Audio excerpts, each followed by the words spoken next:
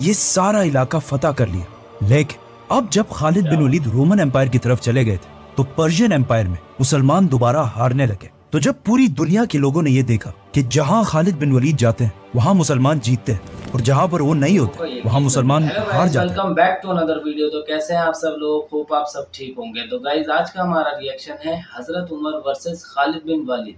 पिछले पार्ट में जो हमने देखा था Khalid bin Waleed Persian empire से लड़ते हैं और बाकी मुसलमान जो है वो रोमन एम्पायर की तरफ जाते हैं और दोनों तरफ जंग कंटिन्यू थी। लेकिन पर्शियन एम्पायर से खालिद बिन वलीद जंग लड़ रहे थे और जीत रहे थे और जो बाकी मुसलमान थे वो रोमन एम्पायर की तरफ जो जंग लड़ रहे थे वहाँ बहुत बुरी तरह से हार रहे थे। मुसलमानों का मानना ये था कि अगर खालिद बिन वलीद हमारे साथ नहीं होंगे तो हम ये जंग नहीं जीत सकते। हजरत उमर जो है वो खालिद बिन वलीद को रोमन एम्पायर की तरफ भेजते हैं और वहाँ पे जंग लड़ने को कहते हैं। और इस पार्ट में जो दिखाया है वो हजरत उमर जो है वो खालिद बिन वलीद की लीडरशिप को हटा रहे हैं। खालिद बिन वलीद को उनकी पोजीशन से हटाया जा रहा है। पर ऐसा क्यों? खालिद बिन वलीद तो अल्लाह के लिए जंग लड़ रहे हैं, अल्लाह के हुक्म के मुताबिक चल रहे हैं, तो हजरत उमर जो है वो उनकी लीडरशिप को क्यों हटा रहे हैं? तो आइए देखते हैं ये वीडियो और करते हैं रिएक्शन और जानते हैं इसके बारे में। Let's start. Khalid bin Walid इस्लाम के तारीख के सबसे बड़े जनरल जिन्होंने इस्लाम को अरब से निकालकर रोमन और पर्शियन एम्पायर जैसी सुपर पावर्स को हराया।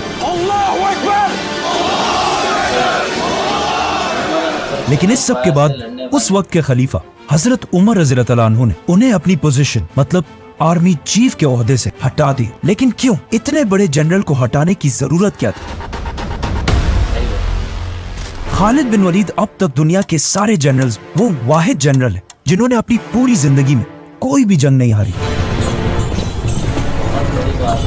सबसे पहले उन्होंने अपनी जिंदगी की पहली जंग ओहद में मुसलमानों को हराया। फिर इस्लाम कबूल करने के बाद जंगे मुता जैसी खतरनाक जंग जीती जिसमें रसूलुल्लाह सल्लल्लाहु अलैहि वसल्लम ने पहली दफा उन्हें सैफुल्लाह अल्लाह की तलवार का टाइटल दिया। फिर आप सल्लल्लाहु अलैहि वसल्लम के बाद पहले खलीफा हजरत अबू बकर रज़ियल्लाहु अन्हु ने खालिद बिन वलीद को मुसलमानों की पूरी फौज का पहला आर्मी चीफ बनाया, जिसके बाद वो मदीना से फौज लेकर रवाना हुए और बहुत तेजी से पूरे अरब को फतह कर लिया और जंगे यमामा में बहुत बड़ी फतह हासिल की। लेकिन पूरा अरब फतह करने के बाद अबू बकर रज़ियल्लाहु अन्हु ने उन्हें वापस मदीना आने के बजाय पर्शियन एम्पायर की तरफ जाने का हुक्म दिया। पर्शियन एम्पायर पहुंचने के बाद खालिद बिन वलीद ने अगेन बहुत ही तेजी से पर्शियन एम्पायर के ये सारे इलाके फतह कर लिए। लेकिन at the same time Abu Bakr रज़ियल्लाहु अन्हु ने एक दूसरी फौज रोमन एम्पायर की तरफ भी रवाना की। लेकिन ये फौज बहुत बड़ी होने के बावजूद भी उस तरह की कामयाबी हासिल ना कर सकी।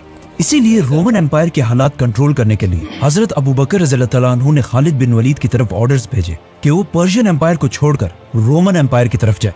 फिर जब Khalid bin Waleed Roman empire की तरफ गए तो अगेन वहां हर जंग जीतने लगे और आखिर रोमन एम्पायर की बहुत ही इंपॉर्टेंट सिटी दमास्कस को फतह करके ये सारा इलाका फतह कर लिया। लेकिन अब जब Khalid bin Waleed Roman empire की तरफ चले गए थे तो पर्शियन एम्पायर में मुसलमान दोबारा हारने लगे। तो जब पूरी दुनिया के लोगों ने ये देखा कि जहां खालिद बिन वलीद जाते हैं वहां मुसलमान जीतते हैं और जहां पर वो नहीं होते वहां मुसलमान हार जाते हैं, जिसके बाद खालिद बिन वलीद एक बहुत बड़ी सेलिब्रिटी बन गए और सिर्फ मुसलमानों में नहीं बल्कि रोमन और पर्शियन एम्पायर में भी खालिद बिन वलीद के फतूहात की कहानियां फैलने लगी।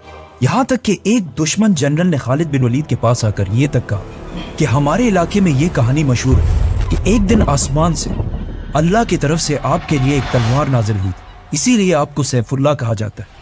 इन सारी चीजों के बाद ये बातें नए मुसलमानों की गैदरिंग्स में आम हो चुकी थी कि सिर्फ खालिद ही जंग जीत सकते हैं और उनके अलावा चाहे जो भी हो मुसलमान जंग नहीं जीत सकते। जब हजरत उमर रज़ियल्लाहु अन्हु खलीफा बने उन्हें पता था कि मुसलमानों का खालिद बिन वलीद के बारे में ये माइंडसेट इस्लाम के लिए बहुत ही खतरनाक हो सकता है, क्योंकि अगर let's say Khalid bin Waleed किसी जंग में शहीद हो जाते तो फिर मुसलमानों की फौज का सारा मोराल टूट जाता। तो आखिर हजरत उमर रज़ियल्लाहु अन्हु ने इन हालात को कंट्रोल करने के लिए खालिद बिन वलीद को उनकी पोजीशन आर्मी चीफ के ओहदे से हटाने का फैसला किया। बट वेट, हजरत उमर ने सिर्फ खालिद बिन वलीद को ही नहीं हटाया बल्कि मुसलमानों की स्टेट को हर एंगल से बदलना शुरू किया और मदीना में बैठकर हर इलाके की तरफ ऑर्डर्स भेजे। सबसे पहले उन्होंने फतह किए गए इलाकों में नए गवर्नर्स लगाए और उनको ये ऑर्डर्स दे दिए कि हर फैसले से पहले मदीना में खलीफा से पूछना लाजमी है। और ये अरब के लिए बहुत ही नई बात थी, क्योंकि इससे पहले हर कबीला अपने फैसले खुद ही किया करता था। लेकिन हजरत उमर कबायली सिस्टम के खिलाफ थे और एक सेंट्रलाइज्ड मदीना की ताकत चाहते थे। सूबों में गवर्नर्स लगाने के साथ साथ हजरत उमर ने उन्हें बताए बगैर कुछ जासूस भी बिठाए जो इन गवर्नर्स की अच्छी या बुरी हर खबर हजरत उमर तक पहुंचाते रहते थे। इसके अलावा हजरत उमर ने हर सूबे में जस्टिस इंसाफ का सिस्टम बनाया, जिसमें हर सूबे में इस्लामिक कानून के मुताबिक अदालतें कोर्ट्स बनाए गए और इन सारी अदालतों का हेडक्वार्टर सुप्रीम कोर्ट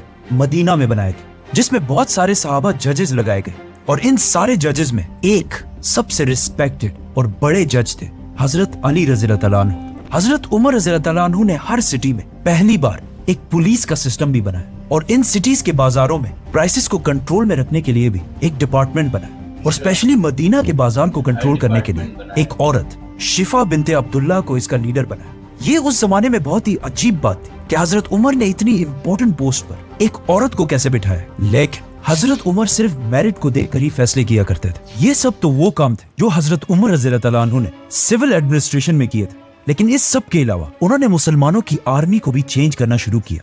मतलब इससे पहले हजरत अबू बकर रज़ी अल्लाह तआला अन्हु के दौर में मुसलमानों की आर्मी और जनरल्स सारे फैसले खुद ही किया करती थी और हजरत अबू बकर रज़ी अल्लाह तआला अन्हु ने ये करने की उन्हें इजाजत भी दी थी, क्योंकि उस जमाने में ना फोन्स थे और ना इंटरनेट। तो अगर हर डिसीजन से पहले मदीना से पूछा जाता तो इससे मुसलमानों की फौज की स्पीड बहुत ही स्लो हो जाती। लेकिन हजरत उमर को मुसलमानों की फौज की स्पीड से ज्यादा इस्लाम की फिक्र थी, क्योंकि अगर देखा जाए तो मुसलमानों की इस एम्पायर से भी बहुत बड़ी एम्पायर चंगेज खान ने बनाई थी, लेकिन वो एम्पायर सिर्फ 100 सालों में बिल्कुल खत्म हो गए। लेकिन हजरत उमर रज़ी अल्लाह तआला अन्हु चाहते थे कि इस्लाम इस एम्पायर के बाद भी आने वाले हजारों साल तक दुनिया में कायम रहे। तो उन्होंने अपने army chief Khalid bin Waleed की तरफ एक लेटर भेजा और उन्हें इस एम्पायर के नए रूल समझाए कि हर डिसीजन से पहले मदीना में खलीफा से पूछना लाजमी है।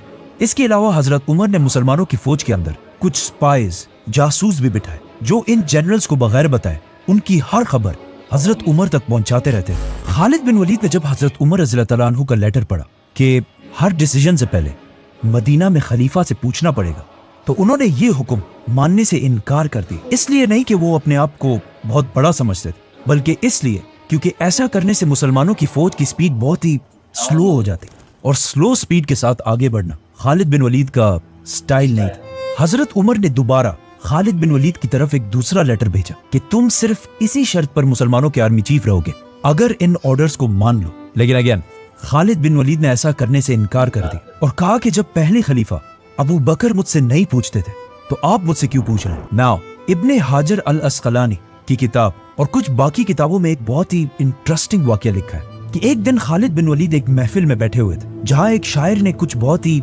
जबरदस्त अशार पढ़े। तो खालिद बिन वलीद ने खुश होकर उसे उस जमाने की करेंसी के मुताबिक 10,000 कॉइन्स दिए। लेकिन जब खालिद बिन वलीद ने ऐसा किया उसी वक्त वहाँ पे वो स्पाई भी बैठा हुआ था और ये खालिद बिन वलीद ने छुप के नहीं किया था बल्कि सबके सामने किया था। इसीलिए वहाँ पर बैठे हजरत उमर के स्पाई ने ये सब देख लिया और सीधा इस सब की रिपोर्टिंग हजरत उमर रज़ी अल्लाह तआला अन्हु को की। खालिद बिन वलीद की इस हरकत पर हजरत उमर बहुत ही नाराज हुए और सीधा एक लेटर मुसलमानों के दूसरे जनरल अबू उबैदा इब्ने जर्राह की तरफ भेजा, जिसमें उन्होंने लिखा कि अगर खालिद बिन वलीद ने ये पैसे उस शायर को अपनी जेब से दिए तो ये उसने फजूल खर्ची की है, और अगर ये पैसे उसने मुसलमानों के बैतुल माल से दिए तो ये उसने खयानत की है।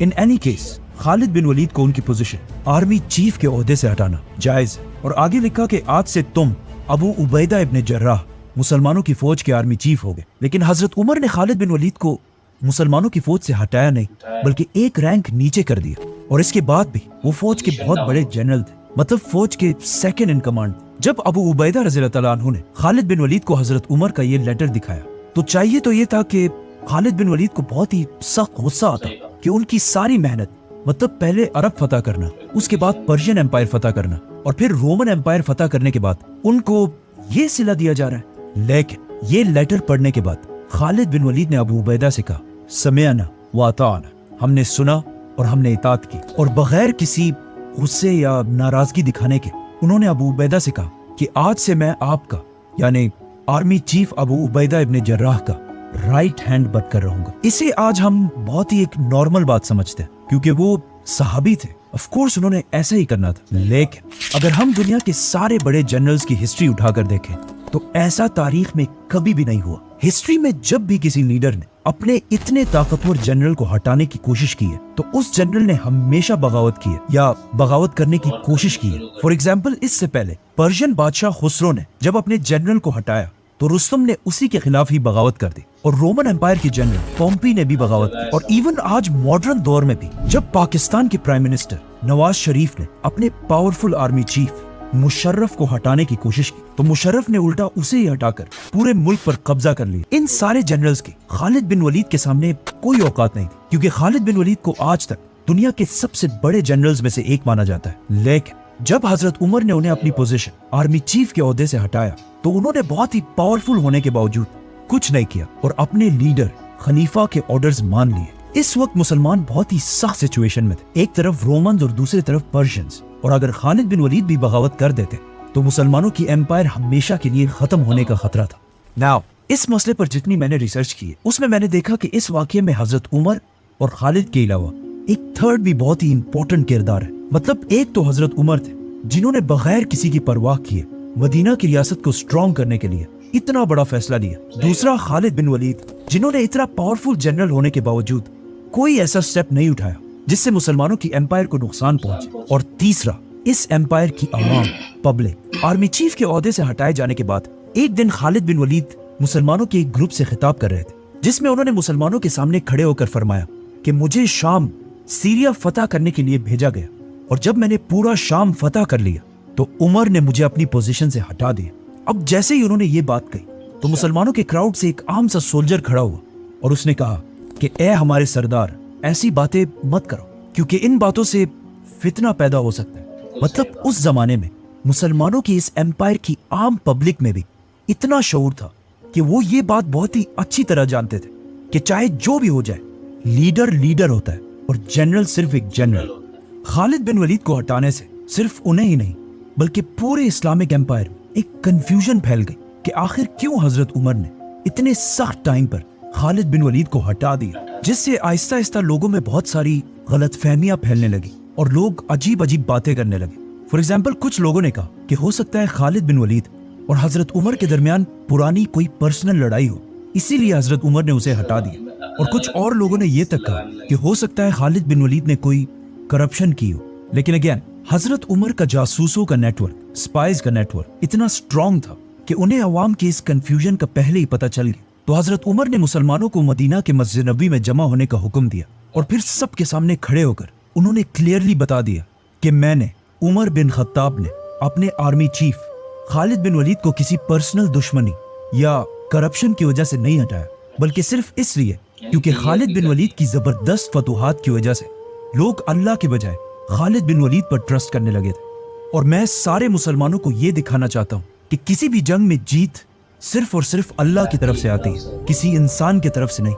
और फिर यही सारी बातें उन्होंने लेटर्स में भी लिखी और फिर इन लेटर्स को हर सूबे के गवर्नर्स तक पहुंचा दिया, ताकि खालिद बिन वलीद के कैरेक्टर पर कोई मुसलमान भी उंगली ना उठा सके। और इस वाक़े के बाद उन्होंने खालिद बिन वलीद की बेवा बहन के साथ शादी भी की, जिससे क्लियरली ये पता चलता है कि हजरत उमर और खालिद बिन वलीद के दरमियान इस वाक़े के बाद कोई इश्यूज नहीं थे। लोगों ने हजरत उमर रज़ियल्लाहु तआला अन्हु की बात सुनकर मान तो ली, लेकिन अब हजरत उमर के सामने बहुत बड़ा चैलेंज था कि अब उन्हें नेक्स्ट हर जंग जीतना लाजमी था, क्योंकि अगर मुसलमान खालिद बिन वलीद के जाने के बाद जंगे हारने लगे तो लोग हमेशा के लिए हजरत उमर के इस डिसीजन को गलत समझते। नाउ आप सल्लल्लाहु अलैहि वसल्लम की वफात के बाद अबू बकर रज़ियल्लाहु तआला अन्हु की खिलाफत में अरब के बहुत सारे कबीलों ने मदीना की रियासत से बगावत की, जिन्हें फिर खत्म तो कर दिया गया था, बट इन जंगों में बहुत सारे लोगों को गिरफ्तार करके कैदी बनाया गया था। लेकिन जब हजरत उमर रज़ियल्लाहु तआला अन्हु खलीफा बने तो उन्होंने इन सारे कैदियों को रिहा करने का हुक्म दिया और सबके लिए एक आम माफी का ऐलान कर दिया, जिससे पूरे अरब में